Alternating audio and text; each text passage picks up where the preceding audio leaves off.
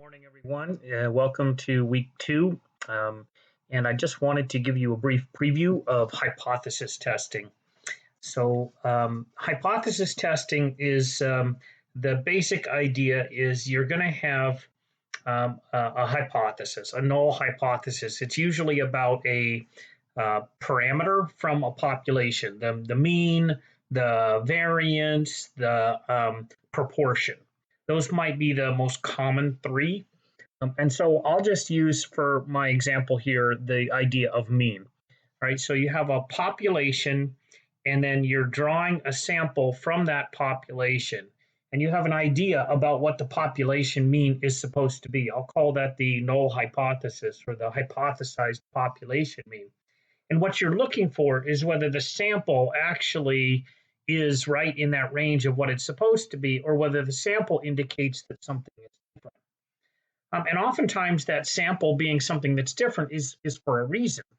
And so you're looking for the difference, but the null hypothesis is that it really isn't any different. All right, so the idea is that you look at the properties of the sample in order to validate or invalidate your assumption that you made about the hypothesis. I'd like to spell this out for you before we get into MindTap, just here on my Microsoft whiteboard, with basically 7 steps. And actually, I throw an 8th one in there, which is step 0. And step 0 is going to be that you have to determine which the correct test. So, this might be a Z test if the population standard deviation is known and you're testing for the mean. It might be a T test if the population standard deviation is not known and you're testing for the mean. It might be a 2-sample t-test if you have 2 samples that you're comparing against each other.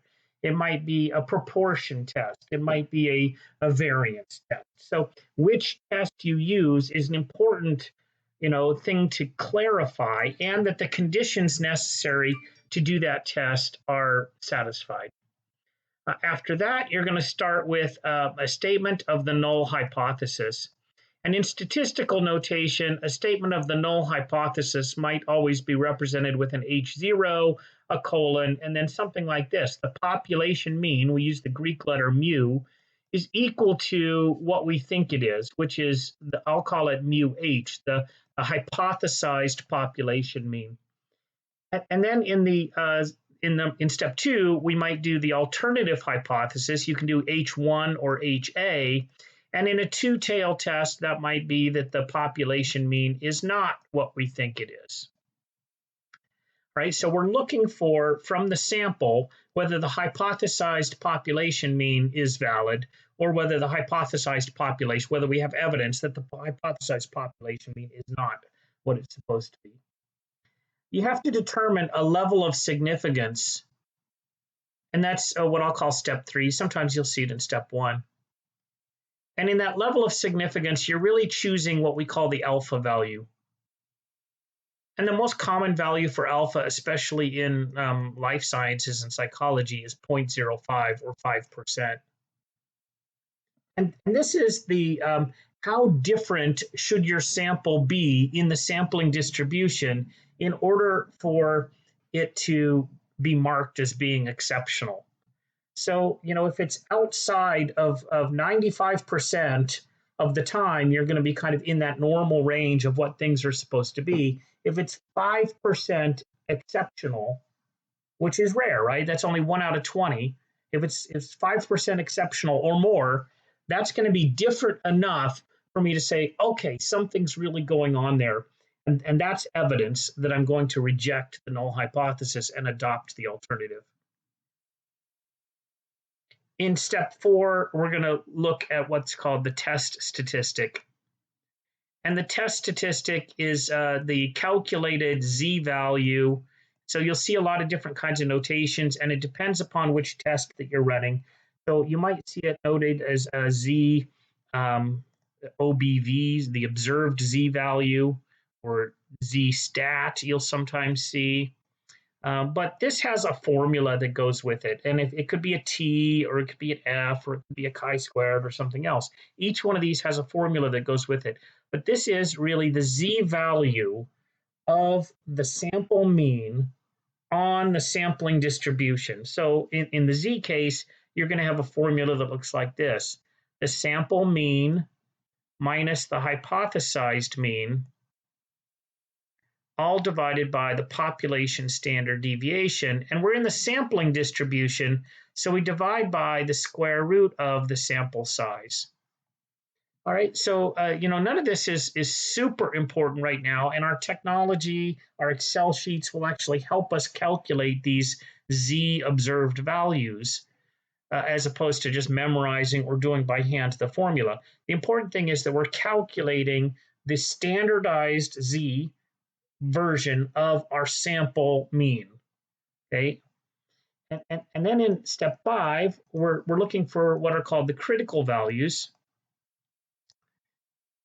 And these are only dependent upon your alpha value and which test that you're running. So this one might be labeled Z alpha divided by 2, or sometimes you'll see it labeled, what I use is Z crit for the critical values. And these you'll use a table or the inverse distribution in Excel to look up these two values. And in a two-tail test, there's going to be 2 of these things. So on the sampling distribution, these are the critical values, one negative and one positive, that separate the 95% in the middle from the 2 tails, which is the 0.05 left over divided by 2. 0.05 divided by 2. So we're looking for the Z values that separate 95% in the middle from 2.5% tails. And so these you'll do a table lookup, or again, the inverse distribution in Excel. And then in step 6, we're actually going to compare these two things together. So we compare the Z observed value to the Z critical value. And what we're looking for is whether the critical value, the observed value, is outside of the critical values, or if it's in between the 2 critical values. And if it's between, then, so if it's between,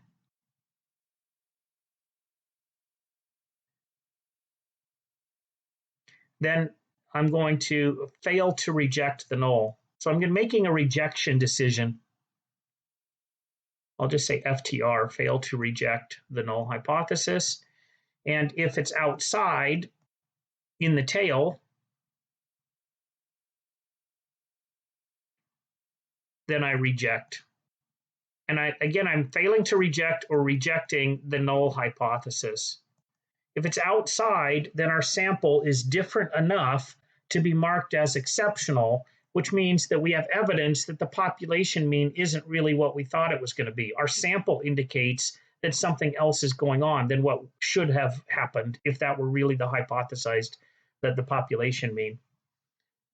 And step 7, I'll just add it here on the bottom, is you never want to kind of leave your hypothesis test at the end with just reject the null hypothesis. So step 7, I'll put it all the way back up here so that we have a little bit more room. 7 is to always put this back in terms of the context of the problem. If you're talking about a drug and whether it's effective or not, you don't want to just end your report with reject the null hypothesis, because everybody's going to go, huh? What's that mean? So put it back and say, and therefore, I'm going to reject the null hypothesis. In other words, we have evidence that this drug is actually doing something, that it's making a difference. So whatever the context might be, whether it's the null hypothesis or the alternative hypothesis that you adopted at the end, put that back in terms of the context of the problem. All right, so that's my short overview, mini lecture, if you will, about hypothesis testing. What I wanted to also show you for your guidance in this week is your mind tap and jump into this, how your learning is going to go. So, you're going to talk about in section 9.1, how do we state that null and alternative hypothesis that I put into step 1 and step 2 of the process that I just described on the other slide. So this is really just those statements. And you'll look at things like a one-tail test versus a two-tail test. One-tailed test, you're generally using inequalities, versus two-tailed test, you're using equals and not equals. And you'll have videos and practice about that. In 9.2, you'll look at type errors. Type errors are false positives and false negatives. It's that 5% when you actually, nothing is really going on, but you got a truly exceptional sample. And so you'll practice what a type 1 error and a type 2 error is, false positives, false negatives, when your test results don't match what's actually going on. When we have sigma known, sigma is the population standard deviation. And when sigma is known in section 9.3, you'll be talking about the z-test. When sigma is not known in 9.4, you'll be looking at the t-test. And then you'll look at proportions. 60% of the people in a sample responded this way. What does that tell us about the overall population proportion? You might see this in elections or issues or voting records or whatever it might be. And you're actually using the Z statistic, but the way in which you calculate the proportion as opposed to the mean has an impact on that observed proportion and that formula for what we call the standard error, which is that the term for the critical values. And then you'll kind of wrap it all up again with the review assignments. And when you get into chapter 10 now, this is going to be the two tests, the two sample tests. So you might have group A versus group B. Do men run the 100-meter dash faster or slower than women? And you can do that where population standard deviation is known or not known. You can also do this in another case with the paired data.